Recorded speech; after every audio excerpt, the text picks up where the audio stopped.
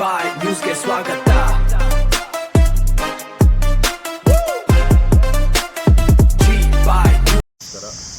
ಆತ್ಮೀಯ ಪತ್ರಕರ್ತ ಮಿತ್ರರಲ್ಲಿ ಕಳೆದ ಒಂದು ವಾರದ ಹಿಂದೆಯಿಂದ ಏನು ಮಾಜಿ ನಗರಸಭಾ ಸದಸ್ಯರಾದ ಮೊಹಮ್ಮದ್ ಶಫೀಕ್ ಅಣ್ಣನವರು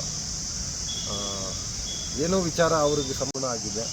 ಇವೆಲ್ಲ ಕಾಮಗಾರಿಗಳು ಪೂರ್ಣ ಆಗ್ತಾಯಿದೆ, ಜನರು ಒಳ್ಳೆ ಅಭಿಪ್ರಾಯ ಬರ್ತಾಯಿದೆ ಸಚಿವರ ಹತ್ರ.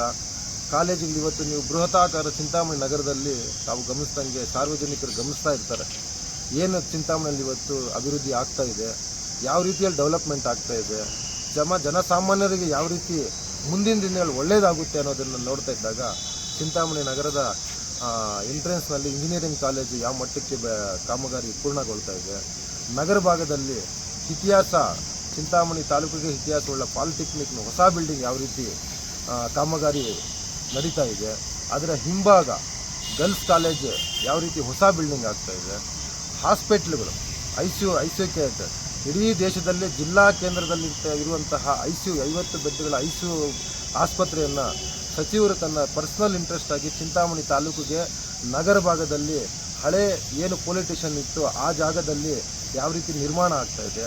ಪಕ್ಕದಲ್ಲಿ ತಾಯಿ ಮಕ್ಕಳ ಹಾಸ್ಪಿಟ್ಲಲ್ಲಿ ತಾವು ಹೋಗಿ ನೋಡ್ಬೋದು.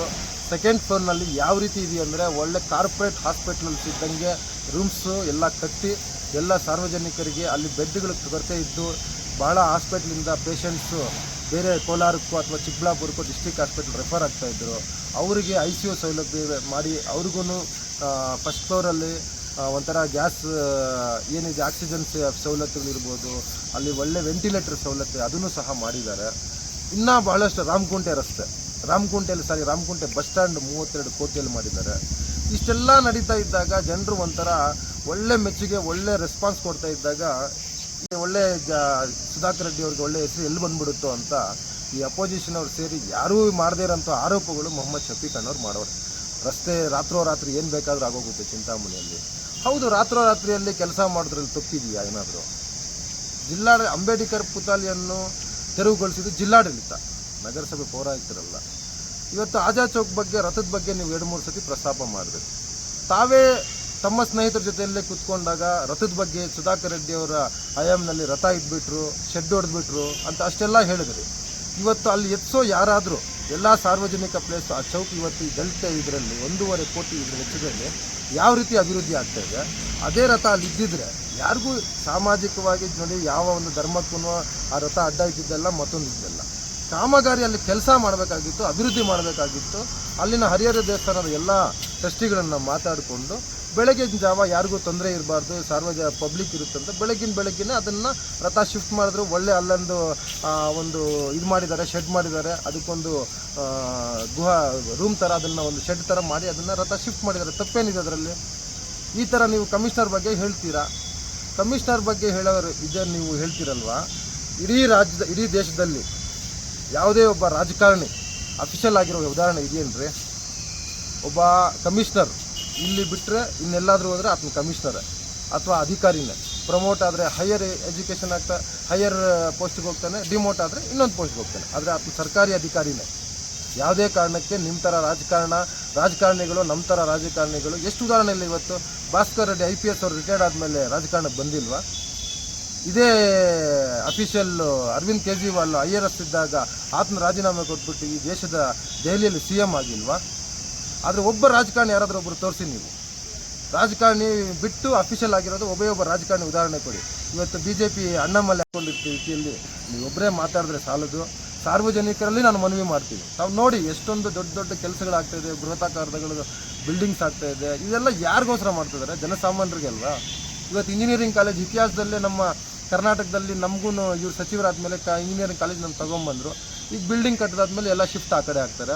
ಈ ವರ್ಷದ ಅಕಾಡೆಮಿಕ್ಕು 2 ವರ್ಷ ಈಗಾಗಲೇ admission second year admission start ಆಗಿದೆ. ಪಾಲಿಟೆಕ್ನಿಕಲ್ ಹಿಂದಿ ಬಿಲ್ಡಿಂಗಲ್ಲಿ ನಡೆಸ್ತಾ ಇದ್ದಾರೆ. ನಮ್ಮ ಮಕ್ಕಳು ಬೇರೆ ಊರಿಗೆ ಇಂಜಿನಿಯರಿಂಗ್ ಕಾಲೇಜಿಗೆ ಓದ್ತಾ ಇದ್ದಾಗ ಆ ನೋವು ನಮಗಿರ್ತಾ ಇರಲಿಲ್ವಾ? ಅದೇ ನಮ್ಮ ಮಕ್ಕಳು ಇವತ್ತು ಚಿಂತಾಮಣಿಯಲ್ಲೇ ಓದ್ತಾ ಇದ್ದಾರಲ್ಲ, ಇದಕ್ಕೆ ಸಂತೋಷ ಪಡಬೇಕಾ ದುಃಖ ಪಡಬೇಕಾ? ಇವತ್ತು ರೋಡ್ ವೈಂಡಿಂಗು ಇವತ್ತು ನೋಡಿ ನೀವು ರಾಮಕುಂಟೆ RR ಪೆಟ್ರೋಲ್ ಬಂಕ್ OT ಕೆರೆಯಿಂದ ಹಿಡಿದು ಡಬಲ್ ರೋಡ್ವರೆಗೂ ಇದಾಗಿದೆ. ಎಷ್ಟೊಂದು ರೋಡ್ ಬಿಡ್ತಾಗಿದೆ, ಎಷ್ಟು ಆಕ್ಸಿಡೆಂಟ್ ಅವಾಯ್ಡ್ ಆಗಿದೆ, ಎಷ್ಟು ಪ್ರಾಣಿಗಳು ರೋಡ್ ಕಾನೂನು ತೊಡಕುಗಳಿಂದ ಅದನ್ನು ಸ್ವಲ್ಪ ತಡೆ ಮಾಡ್ತಾ ಇದ್ದಾರೆ. ನಾವು ಸಾರ್ವಜನಿಕರು ವಾಲಂಟಿಯರ್ ಆಗಿ ಇದನ್ನು ಒಪ್ಕೊಳ್ಳೋಕ್ಕೆ ಅವರು ಮಾಡ್ತಾರೋ ಅಭಿವೃದ್ಧಿ ಕೆಲಸನ ಒಪ್ಕೊಳ್ಳೋಕೆ ನಾವೆಲ್ಲ ರೆಡಿ ಇದ್ದೀವಿ. ಸಾರ್ವಜನಿಕರು ರೆಡಿ ಇದ್ದಾರೆ, ವಿರೋಧ ಪಕ್ಷದವರು ಎಲ್ಲ ಪಕ್ಷದವರು ಒಪ್ಕೊಳ್ಳೋಕೆ ರೆಡಿ ಇದ್ದಾರೆ. ಆದರೆ ನಮ್ಮ ಮೊಹಮ್ಮದ್ ಶಫೀಕಣ್ಣವ್ರು ಮಾತ್ರ ಒಪ್ಕೊಳ್ಳೋಕೆ ರೆಡಿ ಇಲ್ಲ ಈ ವಿಚಾರವಾಗಿ. ನನ್ನ ಬಗ್ಗೆನೂ ಸ್ವಲ್ಪ ಹೇಳಿದ್ದಾರೆ. ಅಣ್ಣಾಮಲೈ ಅವರು BJP ತಮಿಳುನಾಡಿನ ರಾಜ್ಯಾಧ್ಯಕ್ಷರಾಗಿಲ್ವ ಅವರು? ಈ ಥರ ಒಂದು ಉದಾಹರಣೆ ಯಾರಾದರೂ ಅಫಿಷಿಯಲ್ ರಾಜಕಾರಣಿ ಆಗಿರೋದು ಯಾರಾದರೂ ಇದೆಯಾ? ಅಫಿಷಿಯಲ್ಲು ರಾಜಕಾರಣಿ ಆಗಿದ್ದಾನೆ, ರಾಜಕಾರಣಿ ಯಾರು ಅಫಿಷಿಯಲ್ ಆಗಿಲ್ಲ. ಇದೊಂದು ತಲೆಯಲ್ಲಿ ಗಮನದಲ್ಲಿ ಇಟ್ಕೊಳ್ಳಿ. ಆತ ಮಾಡ್ತಾ ಇದ್ದಾನೆ. ಆತ ಈ ತಾಲೂಕಿನಲ್ಲೂ ಇದೇ ತಾಲೂಕಿನಲ್ಲಿ ಇದ್ದು ಏನೋ ಒಂದು ಸಾಧನೆ ಮಾಡಬೇಕು, ನಮ್ಮ ಊರಿಗೆ ಒಂದು ಎಲ್ಲ ಒಳ್ಳೆ ರೂಪ ಕೊಡಬೇಕಂತ ಈಗ ನಮ್ಮ ಮಿನಿಸ್ಟ್ರ್ ಜೊತೆ ಕೈ ಜೋಡಿಸಿ ಆತನೂ ಸಹ ಒಳ್ಳೆ ಕೆಲಸ ಮಾಡ್ತಾ ಇದ್ದಾರೆ. ಅವ್ರಿಗೆ ನಾವು ಸಹಕಾರ ಕೊಡಬೇಕು ಆಗಿದೆ. ನಾವು IDMC ಕಾಂಪ್ಲೆಕ್ಸ್ ಬಗ್ಗೆ ನೀವು ಹೇಳ್ತೀರಾ, 183 ಕುಟುಂಬಗಳಿಗೆ ಅಲ್ಲಿ ಅನಾನುಕೂಲ ಆಗಿದೆ ಅಂತ. ಆದರೆ ಇವತ್ತು ನಾನು ನಮ್ಮ ಪತ್ರಿಕಾ ಮಾಧ್ಯಮದಲ್ಲಿ ನಾನು ಒಂದು ಮಾತು ಹೇಳ್ತೀನಿ, ಯಾವೊಬ್ಬ ಕುಟುಂಬದವರು ಒರಿಜಿನಲ್, ನಾನು ಇವತ್ತು ಹೇಳ್ತಾ ಇದ್ದೀನಿ, ಅದನ್ನ ಮೂಲ ಯಾರು ಅಂಗಡಿಗಳ ಓನರ್ಗಳಿದ್ದಾರೆ ಅವರಿಗೆ ಖಂಡಿತವಾಗ್ಲೂ ಏನು ನಿಮ್ಮ ಅವಧಿ ಇದೆ, ಅವಧಿಯಿಂದ ಈ ಮುಂದಿನ ಅವಧಿವರೆಗೂ ಡೆಮಾಲಿಷನ್ ಮಾಡಿದ ಡೇಟಿಂದ ಅದು ತಯಾರಾಗೋ ಮುಂದಿನ ಅವಧಿವರೆಗೂ, ಅವಧಿ ಆದ ನಂತರ ನಿಮ್ಮ ಉಳಿಕೆ ಅವಧಿ ಏನಿದೆ ಅದನ್ನು ನಿಮಗೆ ನಿಮ್ಮ ಅಂಗಡಿಗಳು ಖಂಡಿತವಾಗೂ ನಿಮಗೆ ಅಲಾಟ್ಮೆಂಟ್ ಇದ್ದೇ ಇರುತ್ತೆ. ಯಾರೂ ಇದ್ರ ಬಗ್ಗೆ ತಪ್ಪಾಗಿ ಅರ್ಥ ಮಾಡ್ಕೊಳ್ಳೋದು ಬೇಡ, ಭಯ ಪಡೋ ಅವಶ್ಯಕತೆಯೂ ಇಲ್ಲ. ಅಷ್ಟು ಮಟ್ಟಿಗೆ ಯಾರಾದರೂ ಒಂದು ಆ ರೀತಿ ಏನಾದರೂ ತಪ್ಪಾಗಿದ್ದರೆ ಕಾನೂನಿನ ಹೋರಾಟಗಳಿದೆ.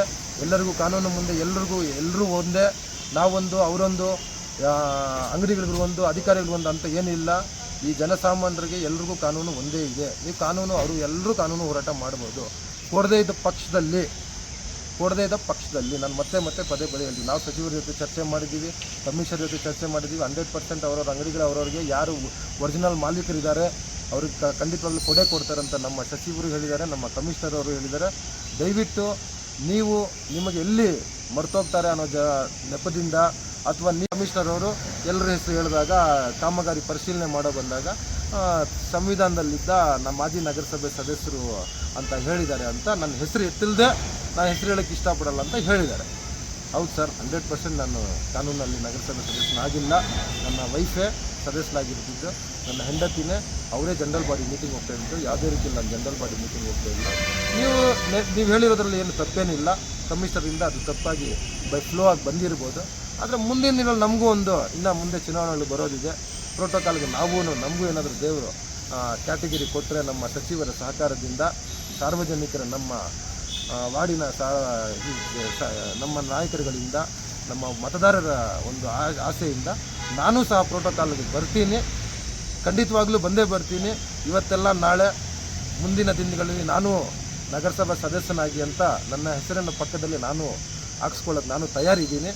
ಮುಂದೆ ದಿನಗಳಲ್ಲಿ ನೀವು ಅದ್ರ ಬಗ್ಗೆ ಚುನಾವಣೆಯಲ್ಲಿ, ಆದರೆ ರಾಜಕೀಯವಾಗಿ ಯಾರು ಒಳ್ಳೆ ಕೆಲಸ ಮಾಡ್ತಿದ್ದಾರೆ ಅದನ್ನು ಒಪ್ಕೊಬೇಕು, ಯಾರು ಅಭಿವೃದ್ಧಿ ಮಾಡ್ತಿದ್ದಾರೆ ಅದನ್ನು ಒಪ್ಕೊಬೇಕು. ಈ ಹಿಂದೇನೂ ಮಾಡಿರೋದು ಒಪ್ಕೊಂಡಿದ್ದೀವಿ, ಈ ಮುಂದೇನೂ ಮಾಡೋದು ಒಪ್ಕೊಂಡಿದ್ದೀವಿ.